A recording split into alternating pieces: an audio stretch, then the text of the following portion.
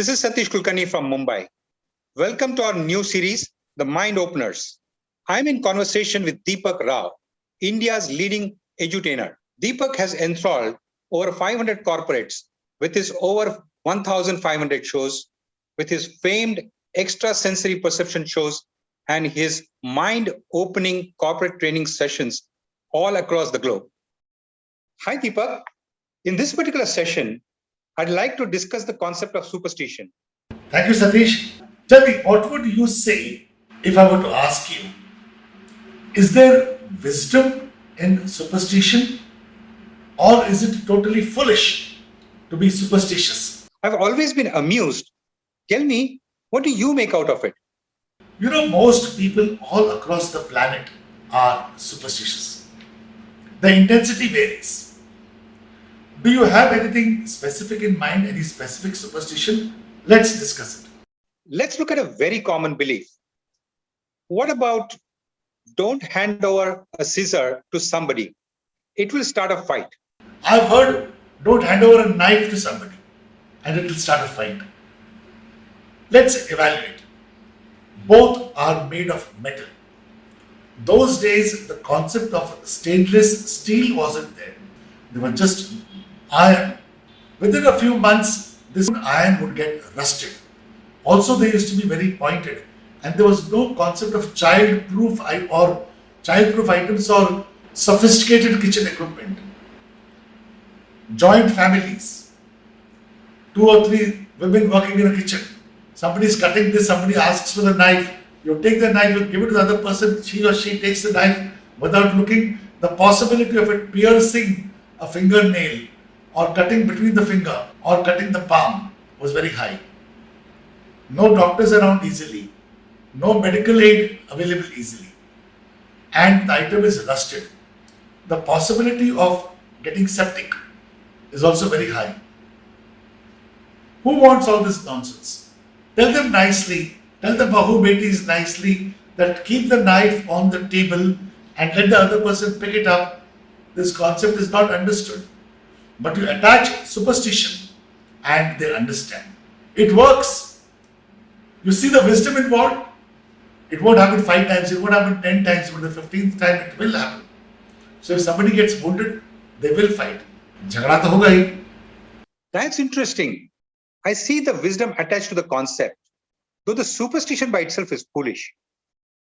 But what about the pickle bottle? In South India especially, they say, never hand over a pickle bottle in someone's hand. Jhagda ho jayega. Making pickles a few hundred years back, they were all homemade. They were not commercialized as it is today. Making pickles is a laborious process to my mind. Quite expensive also. Cost of oil, various ingredients, and I think it also takes a couple of months to marinate. Okay, so it's considerable time is involved. After the pickles are made, they would be kept in a bharani or in a glass bottle. Within a few minutes of opening the glass bottle, it tends to get slippery at the sides. Slippery as in scope to slip and fall. When you're handing it from one person to another, the possibility of it falling is very high. 3-4 times it won't fall, 7-8 times it might not fall, 10th time it will fall. So I would still pursue the concept of wisdom out here and say, don't give a pickle bottle in someone else's hand. Because if it falls, glass is broken, the pickles are wasted, time and effort both are wasted. At the same logic of it being slippery, I think also holds good for salt. A salt bottle also tends to gather moisture on the outer, and there is scope to slip and fall. Or especially in the case of achar, agar gira, tuta, jhagda to hoga hi. Yes. Now I very clearly see the wisdom and the foolishness both involved in the superstition. But Deepak, what about a black cat crossing your path and taking 7 steps backwards? The famous Kali Billi. Okay, let's review that. I knew you would come to that sooner or later. If we rewind back to the olden days or the medieval ages, villages would have the small farms surrounding the village. Between two villages, there would be a small forest. You know how it was. There would be a path, somebody is traveling at night. There would be wild animals. The possibility of the animal attacking you en route during your travel at night or entering your village at night was very high. People could recognize a wild animal from a distance with their glowing eyes. The eyes would be shining, but you could not make out whether it's a cat or a pig or a fox or a cheetah or a lion or a leopard. You couldn't make out.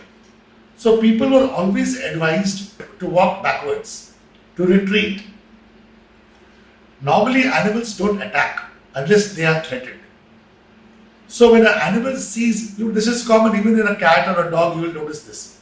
When an animal sees you retreat, they are more relaxed.